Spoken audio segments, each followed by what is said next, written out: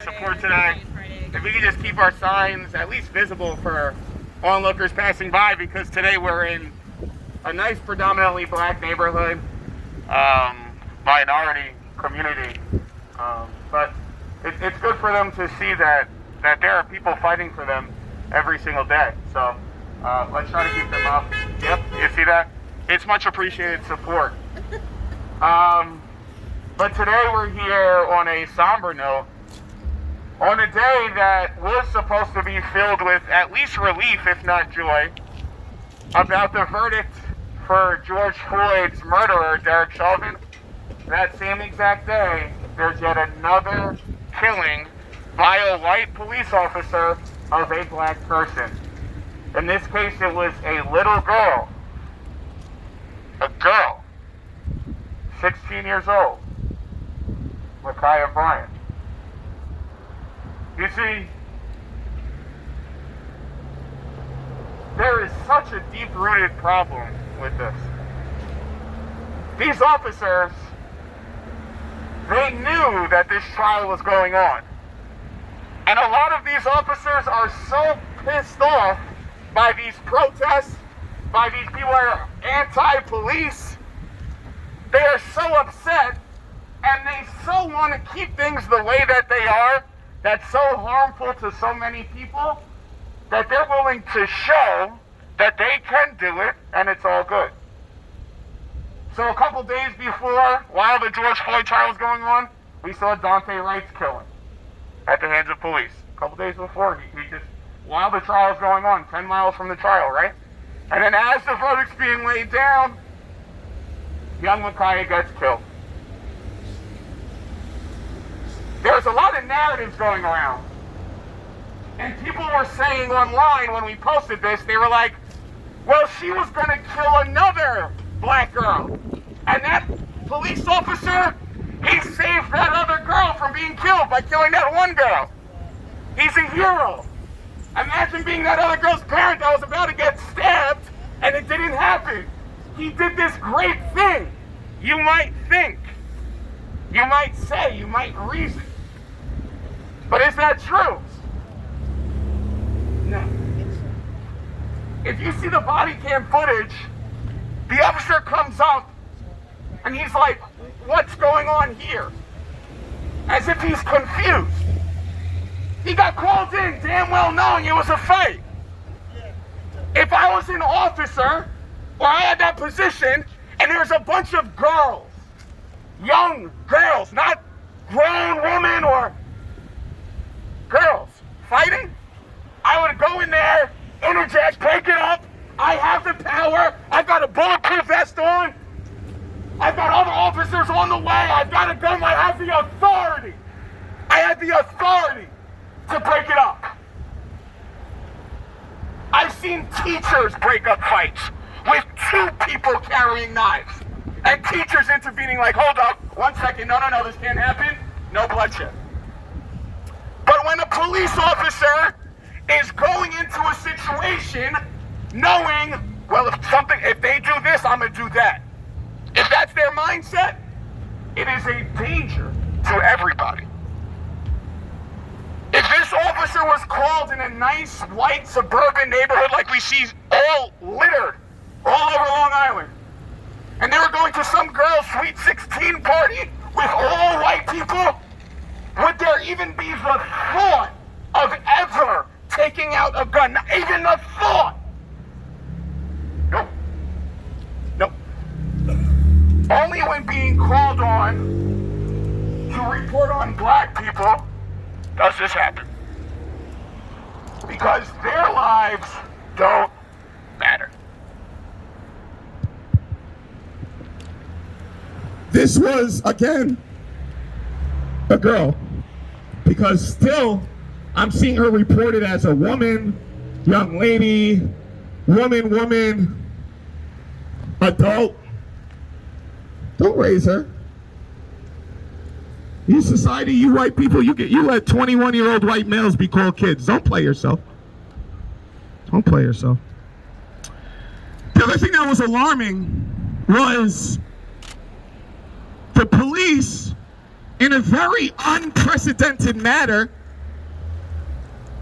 they released the body cam footage 6 hours after the killing.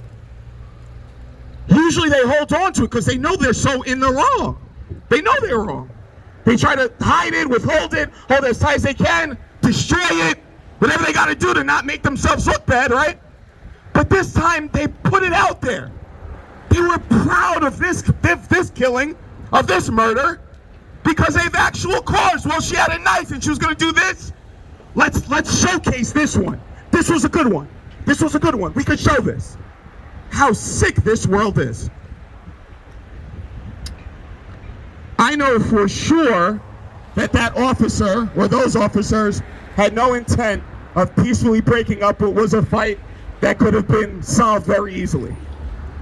You see, they were called by one of the girls. And this is a very, very common issue. They were called, and the expectation was that these police officers, that it's their job, would de-escalate things. That when they arrived on scene, things would calm down. It's chaos. Instead, there's a lot going on. Knives are out. Things would calm down. Instead, they pulled up, puzzled. What's going on here? Waited till they saw the knife. When they saw the knife, gun, ready to go. Without warning, boom, boom, boom, boom. You would have thought one shot would have done it.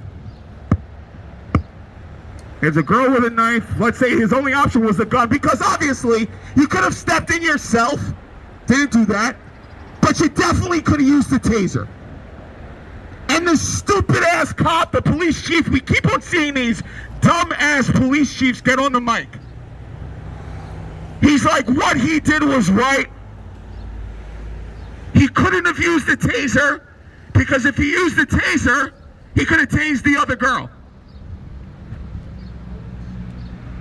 Using his gun, he could have shot the other girl. Yep. What the hell type of reasoning is that? They were proud to produce this video. They were proud. Again, your niece, your cousin, your sister, because we're all going to see change when we start thinking that way, was murdered. She was killed. Cold-blooded, when she never had to be. They were called. These girls were better off not calling.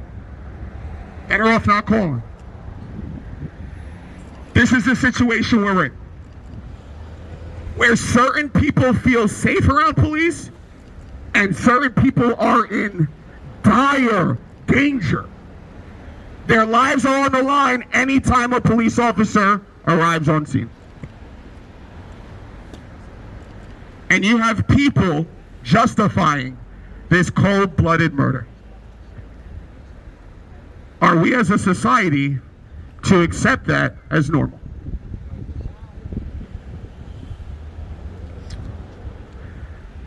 I remember a couple years ago, my brother told me a story. He was in Freeport, again, predominantly black. He was in Freeport, and a similar situation came up. A bunch of teenage girls were fighting. It was like a brawl in the middle of the street in Freeport. Police arrived on scene. A couple detectives too. And you know what they did when they arrived and seen this brawl, this fight of teenage girls? Same age, 16, 15, 17. Bunch of black girls. You know what they did?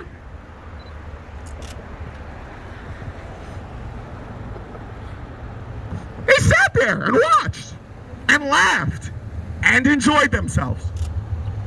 Watching black girls beat themselves up. It's their entertainment. It's their amusement. You see, Ma'Khia wasn't a little girl like we know her to be. Honor student, no. She was a bit big-boned, I would say. And black. And getting to that age of being dangerous, and she is a beast. You see, that is the perspective of all black people from these white police officers. that these black people are beasts. Those officers arriving on scene, they were seeing the beasts mingle with each other at the zoo. That police officer called on the scene in Freeport, same exact thing. They just they got a paid fight, a Royal Rumble. They got to see it firsthand. It's exciting. It's happening. There's no care. Oh, he saved the other girl. You thought he came in there looking to save lives? Police officers are itching to use their service weapon. I was told carrying a gun with you all the time, that hand, having it, it makes you feel something. Like put something in your mind. It's like you want to use it. I've had countless conversations with white people, separate conversations, in the South, wherever, and they have guns. And they're saying, I'm hoping, I'm wishing, praying. They're telling me, seriously, praying someone breaks into my house. Because I just want to shoot somebody so bad. This is the sentiment of so many police officers. They are pissed off by this protest, calling for change for something that needs to be changed. People are getting killed, lives on the line, but yet they have this pride. They're hiding behind that blue stripe of silence. They've got this pride, right? They want to keep this going. We're not going to fix policing until we fully understand the origin of policing. You see, people say the system is broken. The system's not broken. What? How it was intended to be? It's running just fine. It's running just how it's supposed to. White people killing or sending away for life black people. Continuing on the traditions of slavery. Continuing on their original title, which was the slave catcher. These old rebel bands of people going out, capturing slaves, killing slaves, make sure they don't get away free. No. This is the origin of policing in this country.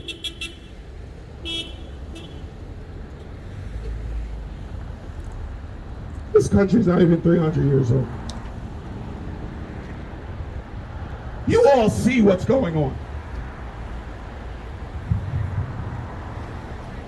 We need something different. We talk about reform. We talk about training. Like, man, if these police were just trained more. You know what training would be for police if they had training for them? It'd be every 6 months, probably every year, but let's say every 6 months we'll cross our fingers for it. They'd have to watch a video, maybe an hour or two, the longest, which they probably sleep through or snooze through.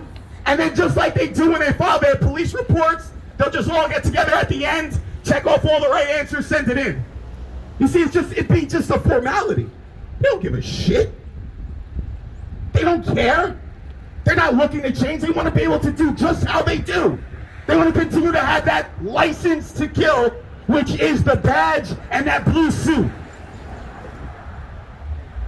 They're like the strongest superhero. Like Superman with bullets flying off his chest, nothing could happen to them. And we as a society have let this to be normal. We're over here celebrating George Floyd. Why should that be a celebration? That should be the norm. You kill somebody in cold blood, you do cold-blooded murder time. They make our jails so sick and disgusting, pit us against each other like animals, send Chauvin into our real prisons instead of this little protected bullshit that he's going into. Send all of these police officers that killed people right here. Mike Brown, Matthew Felix, brutalization, Akbar Rogers, with no justice. With no justice. And just a little while ago, you guys saw this police officer come up to us, a couple of them at least. They usually read things off, and man, I was very upset. Because in doing these protests, we're up to almost 100 now. In doing these protests, you get to know the police. So it's been very good because we got to know the community, but we got to know each police officer firsthand. We got to know them.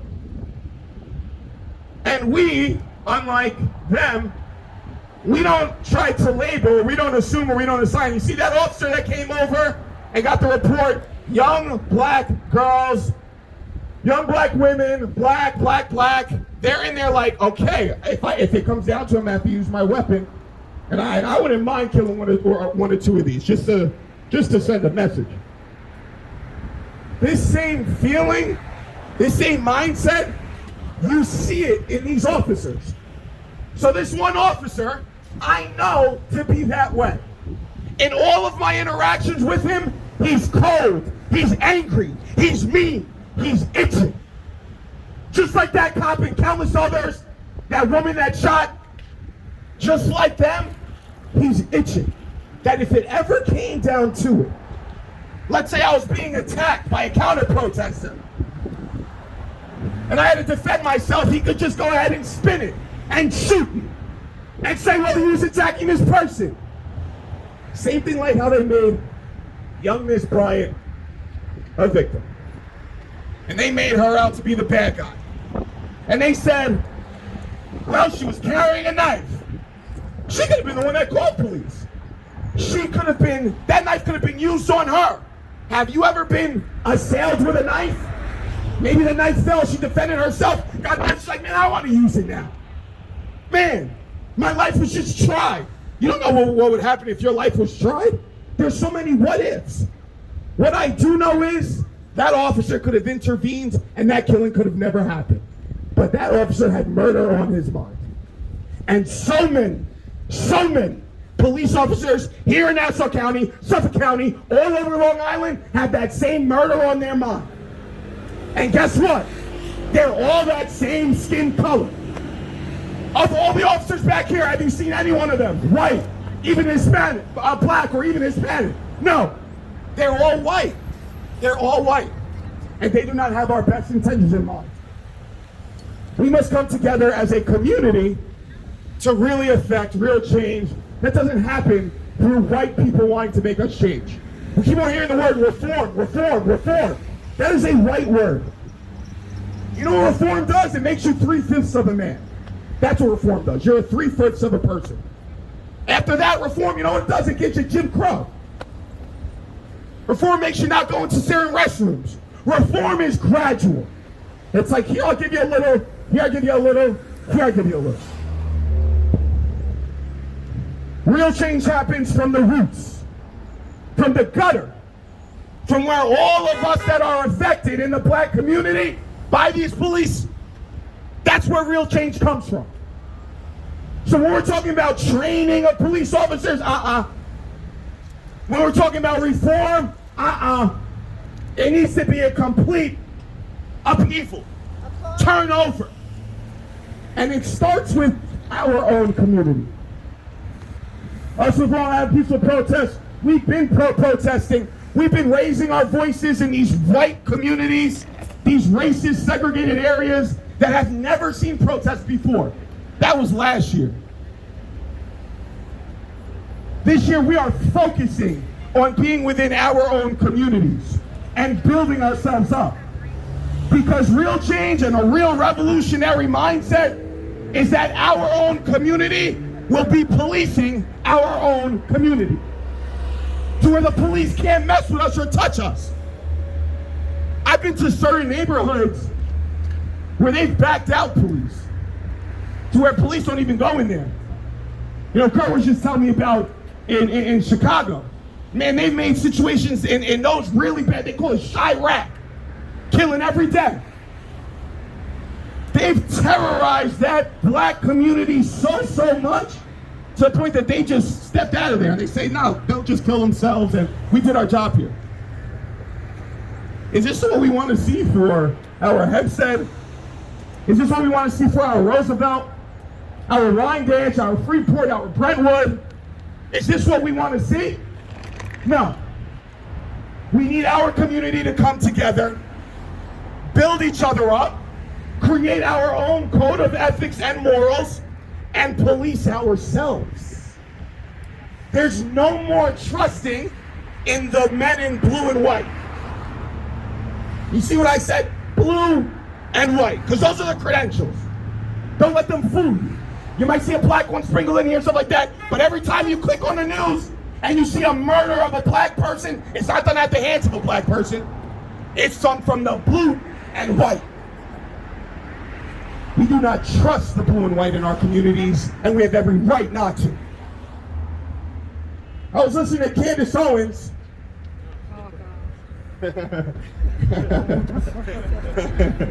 You see, you gotta listen to all of them. You can't just listen to, with all the algorithms, they'll show you what you want. That's kind of part of the problem too. They'll show you, they know what you like and what you're into, they'll just show you what you want. So with the other fanatics and maniacs on the other side, they'll show you, but you gotta listen to the other side. And she's going on about how this officer is a hero, and she's going on about, you know what a criminal is, and no, I don't. Oh, don't you see your identity in this young black girl? No, I don't, because I'm not a criminal. Well, guess what? Just because you escaped that bubble that all these black people are in, just because you got out of that and you're able to sell out, yes sir, and you're able to sell out and you're in a nice cushy position, and it behooves you to speak out against black. It builds your brand. It makes you feel good. Because of that, other young black girls are looking up and saying, my goodness, even she has no respect for herself. Even me, I see myself in that young girl. But she's a young black girl. She was young at one time, right? We're up against people with our own skin that hate us. Imagine being fearful every single day for your life. But there's no remorse. And this is what society is. We've seen 99% of police officers in these killings get off, no problem. 1% maybe, face actual jail time for their charges. Please continue to raise your voice in protest and support. Please continue to look out for what you can do to support. We're going to be getting more organized. We're going to be doing a lot more protests. I'm going to tell you right now what there is a need for, if you could all just pay very close attention. We need protest monitors. So you see them in the blue vests? These are protest monitors with the ACLU. What they could do is they could observe. They're paying attention to the police, to whoever else could come and interfere. It gives us a bit of protection. Because police officers are looking to act up, other people may be looking to act up, but it gives you a bit of protection. Doing that job is very, very important. You get trained in that though. So please receive training for that. The other thing that we need is cop watchers. So we know who the cops are that you gotta keep an eye on. Damn near most of them. We need people to be eyeing them at all times, because we know the ones that are gonna be looking to pull that trigger when it's time. We've seen what happens to protesters, leaders. What happened to all the black leaders from the civil rights era? Damn near all of them. Dead in prison. Almost all of them. And you know what happens after that happens? You get called Mr. or Mrs. Remember when I played that video over in Valley Stream about the sheriff talking about Dante Wright, and he was like, well, I gotta say nothing wrong happened to Mr. Wright. Everything that should have happened to him, whatever it is. He resigned right after saying that. But he calls him Mr. Wright. You get to be a person after you're killed. You get to be remembered. Like, we'll remember you, you just gotta die first. All these white people, when we protest, do it like Martin Luther King Jr. He was peaceful. Although we've been doing peaceful protests. But your old ass, when he was doing that stuff, and he was called a thug, he was called a gang member, he was called a rioter, look, and he's getting arrested over and over and over, and he presented this real great threat. Were you saying fight for Martin Luther King Jr.? It's this revisionist history. In the past, after it's all done, after all the bodies have been slain, then you can look back and say, well, they did it pretty, yeah, it was good. They can be happy about it because they're dead bodies. So there's a need for that. There's a need for people to help in the community activities that we're looking to do. We're looking to feed the community, clean up the community, because there's environmental injustice that's happening in our own backyards, in our black communities. We need help with that as well. We need a hand with people that want to speak, give their voices, lead chants, because my voice is already gone from the last one. We need people to help with that. And we need people that want to be leaders in this movement. This is a very unique time in history. This is the most noise that we've gotten. This is the most coming together we've gotten since civil rights, since the 60s. They've never seen this. We have to strike while the iron's hot. Have you ever heard that? Strike while the iron's hot? We have to do it. We have to do it. Because if not, things will just be washed over. Everybody will go back to their everyday, regular lives. Bodies are just going to be killed. But it's just going to be normal. We're going to be so desensitized to it. And it's just going to be okay. Normal place. It's time for revolutionary minds to get together. It's time for real change. It's also time for unity and community. See, I'm me being black and fighting for the black community. Again, with the history, they're gonna mow us down. But what if all of us in the human community? You see, because those cops that could just fire the trigger with no remorse, they're not part of the human community. They're like robots. They're like evil. They're like not human. That's all I can describe it as. Us as a human community can come all together. All marginalized groups coming together is needed. The one last very point before we get marching, and it'll be a short march. Nothing excited about, guys. I know it's cold. I'm sorry for keeping you here this long. No, stop, it's fine. The other thing was the remorse and the lack of it. After the killing, I'm not sure if you heard, did you guys hear it was a chant done by the police officer. I guess did anyone, Yeah. what was it? They were like standing over her body. What was it?